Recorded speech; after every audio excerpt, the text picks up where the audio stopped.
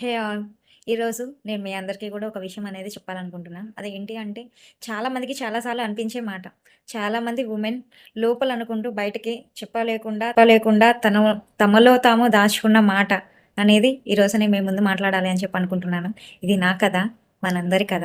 So, ఈరోజు నేనేం చెప్పాలనుకుంటున్నానంటే చాలా మందికి చాలా ఆశ ఉంటాయి.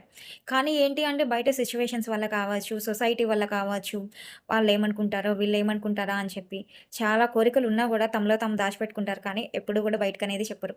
నాకు అలా చాలా సార్లు అనిపిచ్చింది. నేను ఏదో ఒకటి చెయ్యాలి, ఏదో ఒకటి సాధించాలి అని చెప్పి. కానీ లోపల మాత్రం భయమనేది ఉండిద్ది. నేను చేయగలనా లేదా? జనాలు నన్ను చూస్తారా లేదా? నెగెటివ్‌గా కామెంట్ చేస్తారేమో అని చెప్పి చాలా భయాలనేది ఉండేది. ఆ భయంతోనే నేనసలకి ఏం చేయకుండా ఆంతనే ఉండిపోయా. కానీ ఒకరోజు ధైర్యం తెచ్చుకొని ఒక అడుగనేది ముందుకేసాను కాబట్టి ఇలా మీ ముందుకనేది వచ్చాను. సో, చాలామంది ఏమనుకుంటారు అంటే మాకు సిట్యుయేషన్స్ అనేది సపోర్టింగ్‌గా లేదు. మా సిట్యుయేషన్స్ అలా ఉన్నాయి. అలా కాకుండా ఇలా ఉంటే ఎంత బాగుండేదా అని చెప్పి. మీకొకటి చెప్పనా? సిట్యుయేషన్స్ అనేది ఎప్పుడు కూడా మన కంట్రోల్‌లో అనేది ఉండవు. వాటిని మనం అనేది క్రియేట్ చేసుకోవాలి. సిట్యుయేషన్స్ ఎలా ఉన్నా సరే, మనం ఇది చెయ్యాలి అని చెప్పి ఆశయం ఉంటే అన్నీ కూడా అవే అనుకూలంగా వస్తాయి.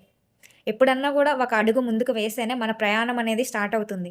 నేను కూడా అలా స్టార్ట్ చేశాను కాబట్టే ఇలా మీ ముందుకు రాగలిగాను. సో, మీరు కూడా ఏమన్నా చేయాలి అని చెప్పి అనుకుంటే, ఏమన్నా భయాలనేది ఉంటే ఎప్పుడూ గూడా భయపడకండి. మనం కోల్పోవడానికి ఏం లేదు. గెలవడానికి ఒక జీవితం తప్ప.